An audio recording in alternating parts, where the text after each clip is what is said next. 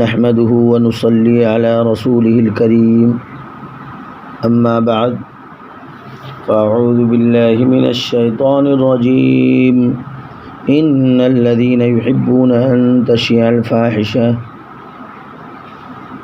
للذين آمنوا لهم عذاب أليم في الدنيا والآخرة ولهم عذاب أليم وقال النبي صلى الله عليه وسلم الحياء شعبة من الإيمان أو كما قال عليه الصلاة والسلام اللهم صل على محمد النبي الأمي وعلى آله وسلم تسليما اللهم صل على محمد النبي الأمي وعلى آله وسلم تسليما اللهم صل على محمد النبي الأمي وعلى آله وسلم تسليما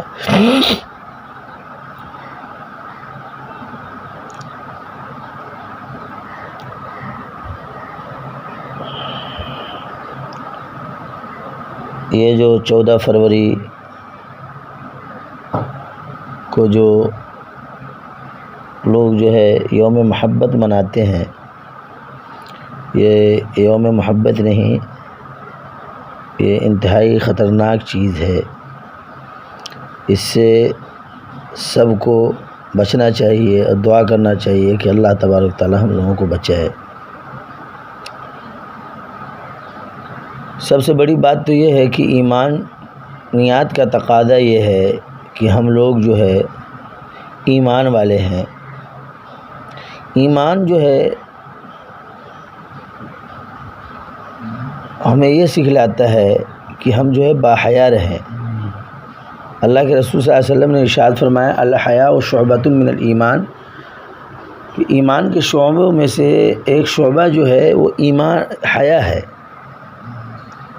جس آدمی کے اندر سے حیا ختم، وہ سب کچھ کرتا ہے اور وہ کرنے کو اچھا سمجھتا ہے۔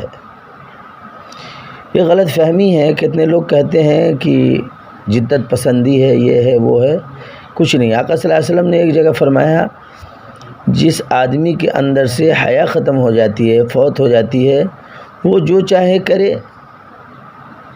اس لیے کوشش کرنی چاہیے کہ ایسی چیزوں سے دور رہیں۔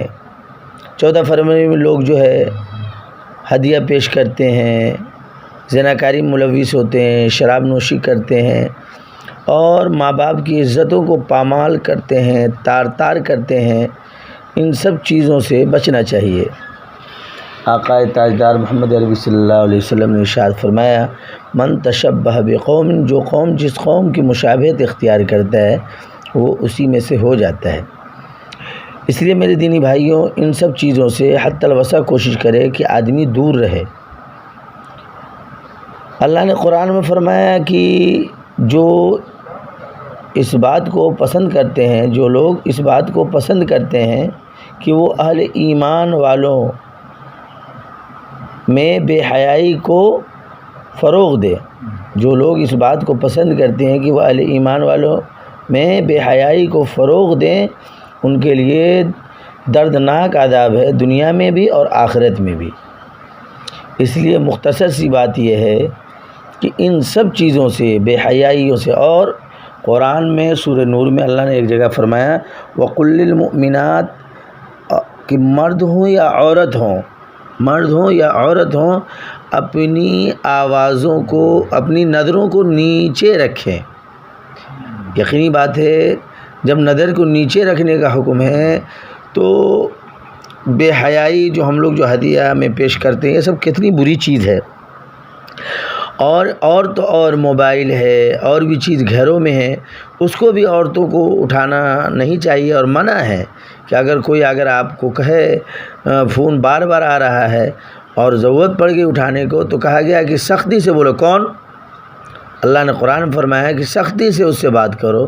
تو سوچئے کہ جو لوگ ہم لوگ شادی سے پہلے اور یوم محبت مناتے ہیں، یہ انتہائی خطرناک چیز ہے، اس سے سب کو بچنا چاہیے۔ یقینی بات ہے کوئی بھی چیز جو ہے اخلاق سے پھیلتا ہے۔ آقا تاجدار محمد عربی صلی اللہ علیہ وسلم یہ کیا تھے؟ ایک دم اخلاق کے پورے پیکر تھے اور پورا ہی اخلاق ہی بھرا ہوا تھا۔ انما بعثت لیتمم مکارم الاخلاق، پورے اخلاق کا جو ہے اتمام یہیں پہ ہوتا ہے۔ اور قرآن میں انک لعلی خلق عظیم، اور کوئی بھی چیز جو ہے پروان جو چڑھتا ہے وہ اخلاق سے پھیلتا ہے۔ اللہ کے رسول صلی اللہ علیہ وسلم نے اخلاق سکھلایا۔ اخلاق کیا ہے؟ آقائے تاجدار محمد عربی صلی اللہ علیہ وسلم نے تو صحابہ کو ایسا اخلاق سکھلایا تھا۔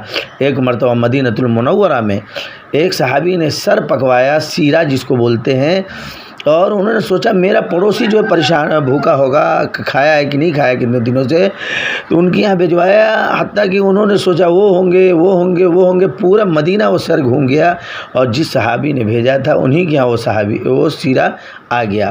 اخلاق کا معنی یہ ہے، اخلاق تو یہ سکھلاتا ہے کہ ہم دوسروں سے خوب محبت سے پیش آئیں، اور عورتیں یہ گھر میں رہنے کی چیزیں ہیں اور پردہ میں رہنے کی چیزیں ہیں، وہ جتنی ہی پردہ میں رہیں گی اتنی ہی ان کے اندر نکھار آئے گا۔ اللہ ہم سب کو اہدنا الصراط المستقیم پہ چلنے کی توفیق عطا فرمائے۔ جزا اللہ عنا محمد ما صلی اللہ علیہ وسلم۔